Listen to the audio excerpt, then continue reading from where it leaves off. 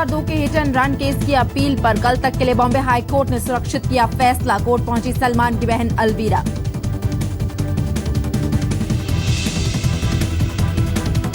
Sessions court ने सलमान को सुनाई है 5 साल की सजा। सजा के खिलाफ सलमान ने हाई कोर्ट में की है अपील।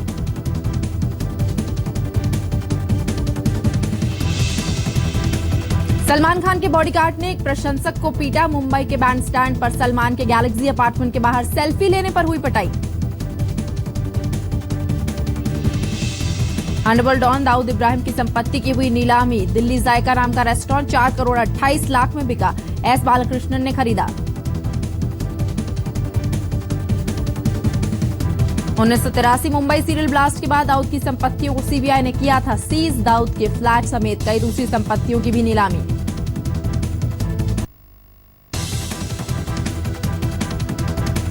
हिंदू महासभा के अध्यक्ष स्वामी चक्रपाणी भी बोली में हुए शामिल। दाऊद की कार पर 3,20,000 की लगाई बोली। कहा ठीक हुई तो एम्बुलेंस बनाएंगे।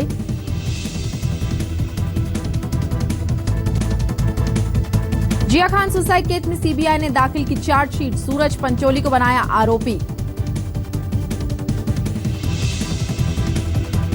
सीबीआई के मुताबिक सूरज ने केस से जुड़े तथ्य छुपाए और सीबीआई को गलत जानकारी दी।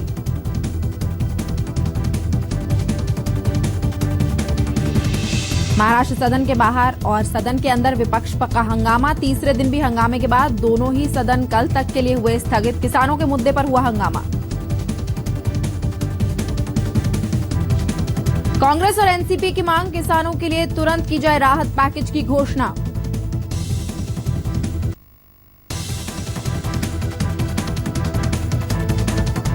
पुणे की यरवड़ा जेल के नाम एक और रिकॉर्ड। कैदियों के बनाए सामान की बिक्री से 3 करोड़ 75 लाख की कमाई। नवी मुंबई में मर्चेंट नेवी अफसर ने अवैध संबंध के शक मिली पत्नी की जान। पत्नी के दोस्त की भी की हत्या।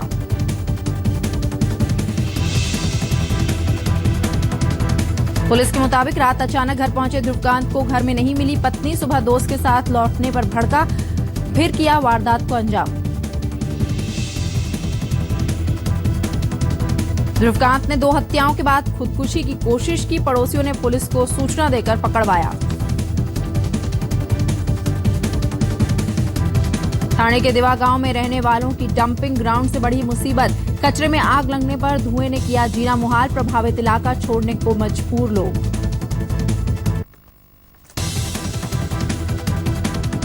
कचरे से उठते धुएं ने रोका ट्रैफिक। गाड़ी धुंध के चलते सड़क पर लगा जाम। मास्क पहनकर पहुंचे नगर निगम अधिकारी। एमएनएस सुप्रीमो राज ठाकरे ने अलग विदर्भ की मांग का किया विरोध। बोले सीएम फडणवीस खुद विदर्भ के हैं, मुद्दे को करें हैंडल।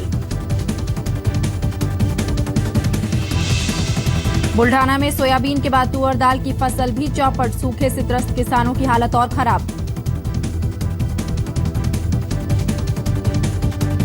2 दिन लगातार गिरने के बाद सोने में सुधार। 85 पैसे चढ़कर 25,840 प्रति 10 ग्राम हुआ सोने का दाम। जीएसटी को लेकर हो रही देरी का असर बाजार पर। सेंसेक्स 274 अंक लुढ़का।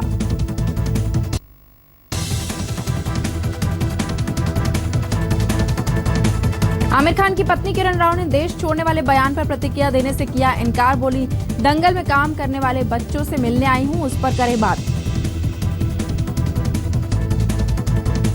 रानी मुखर्जी ने दिया बेटी को जन्म। आदित्य चोपड़ा से पिछले साल रानी की हुई थी शादी। शाहरुख खान ने सलमान खान के साथ शूट किया बिग बॉस 9 का प्रोमो। बिग बॉस में अपनी फिल्म दिलवाले के प्रमोशन के लिए आएंगे शाहरुख।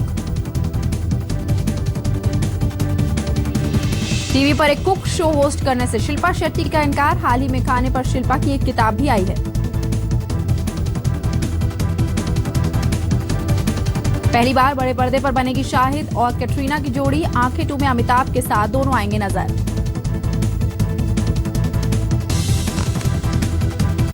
नमस्कार, मैं हूं बीना नवीन। आप देख रहे हैं मुंबई मेट्रो। फटाफट खबरों के बाद अब खबरें विस्तार से। आखिरकार बिक ही गई हिंदुस्तान के मोस्ट वांटेड मुजरिम दाऊद इब्राहिम की मुंबई में मौजूद संपत्ति। भिंडी बाजार में मौजूद 45 वर्ग मीटर की संपत्ति को लेकर मुंबई के होटल डेवलपमेंट में नीलामी का आखिरी हथौड़ा 4 करोड़ 28 लाख की कीमत पर बजा। खरीदार बने पूर्व पत्रकार एस बालाकृष्णन।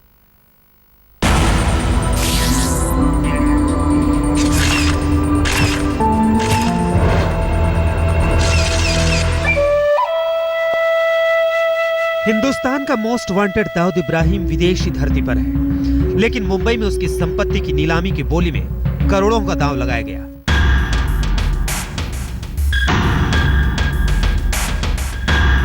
$4 करोड़ 28 लाख रुपए, यही वो भारी भरकम रकम है जो मुंबई के भिंडी बाजार में मौजूद दाऊद की संपत्ति के एवज में लगाई गई और जिस पर आखिरी मुहर भी लगी। मुंबई में दाऊद की जमीन, जिसे रौनक अफरोज के नाम से भी जाना जाता है, उसकी अंतिम कीमत 4 करोड़ 28 लाख रुपए।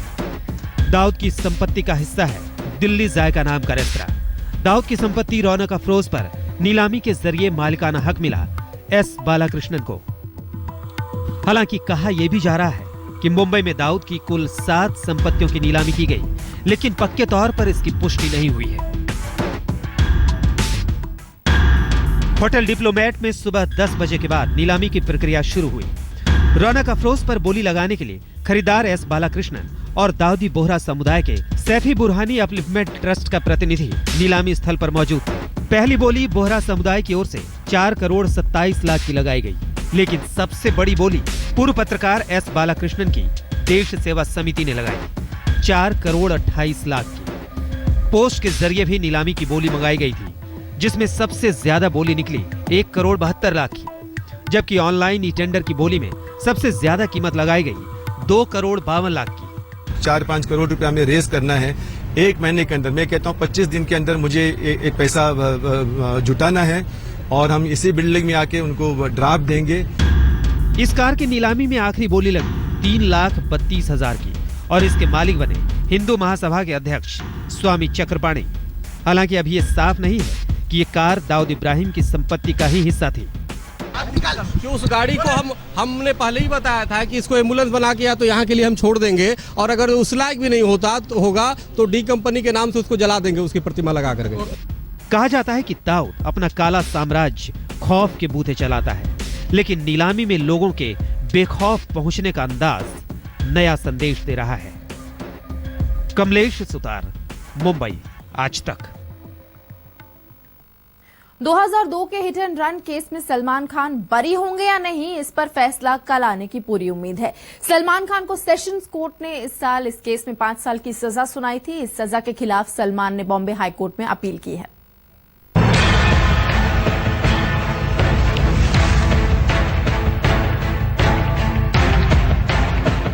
हिट एंड रन केस में सलमान खान की अपील पर बॉम्बे हाई कोर्ट में जब से सुनवाई शुरू हुई, सलमान की बहन अलवीरा हमेशा कोर्ट में मौजूद रही। बुधवार को भी अपने भाई को राहत मिलने की उम्मीद लिए अलवीरा कोर्ट पहुंची। बुधवार को हाई कोर्ट ने अपना फैसला तो नहीं सुनाया, लेकिन कोर्ट में जज ने जो बातें कही उससे अलवीरा को उम्मीद जरूर जगी होगी।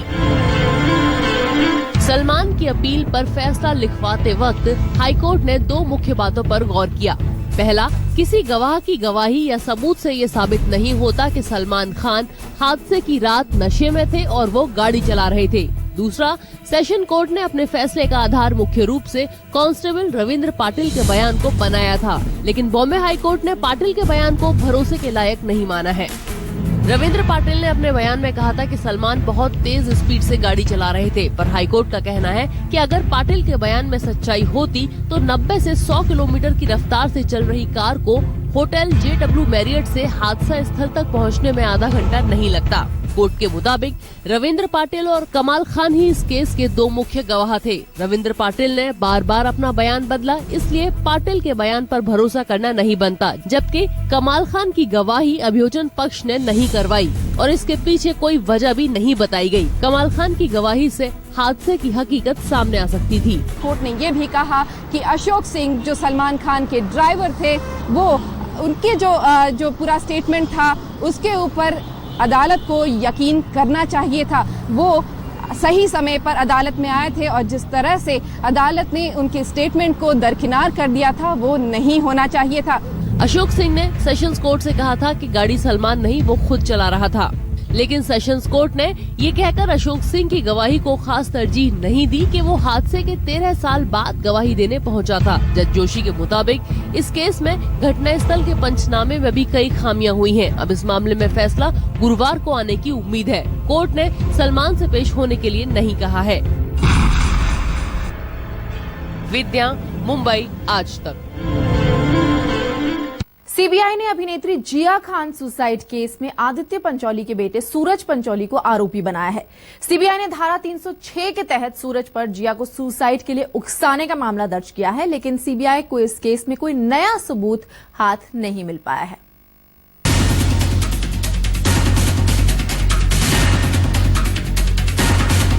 बॉलीवुड एक्ट्रेस जिया खान की मौत के मामले में सीबीआई ने अपनी चार्जशीट दाखिल कर दी है। चार्जशीट में सीबीआई ने सूरज पंचोली को आरोपी बनाया है। सूरज पर जिया को खुदकुशी के लिए उकसाने का आरोप है। जिया खान की मां राबिया की पहल पर बॉम्बे हाई कोर्ट ने इस मामले की जांच सीबीआई के हाथ में सौंपी थी, लेकिन सीबीआई ने भी वही दोहराया है जो मुंबई पुलिस कह रही थी।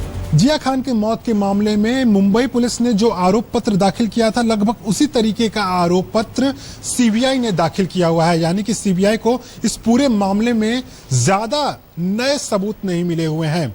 सीबीआई ने अपनी जांच में इसके लिए मुंबई पुलिस को ही लापरवाह बताया है, क्योंकि फोरेंसिक टीम के मुताबिक मुंबई पुलिस ने उस वक्त घटनास्थल से पर्याप्त सबूत इकट्ठा नहीं किए थे, जिसकी वजह से फोरेंसिक की टीम यह पता लगा पाने में नाकामयाब रह रही है कि आखिरकार अभिनेत्री जिया खान ने आत्महत्या की थी या फिर किसी ने उसकी हत्या की थी।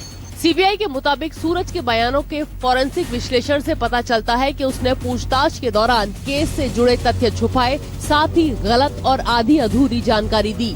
जिया के साथ आखिर में फोन पर हुई कहासुनी की वजह भी सूरज नहीं बताना चाहता था। सीबीआई ने ये फोरेंसिक रिपोर्ट चार्जशीट के साथ कोर्ट में दाखिल की है। सूत्रों के मुताबिक सीबीआई सूरज का पॉलीग्राफ और ब्रेन मैपिंग टेस्ट करवाना चाहती थी, पर सूरज इसके लिए तैयार नहीं हुआ। सूरज से जिया की दोस्ती 2012 में फेसबुक पर हुई थी। जून साल 2013 में जुहू स्थित अपने घर में जिया की लाश उसकी मां को फांसी के फंदे से लटकी मिली थी। मुंबई से मुनीश पांडे के साथ आज तक ब्यूरो। मुंबई मेट्रो में आज बस इतना ही। फिलहाल मुझे दीजिए इजाजत, लेकिन देश और दुनिया की बाकी खबरों के लिए आप देखते रहिए आज तक।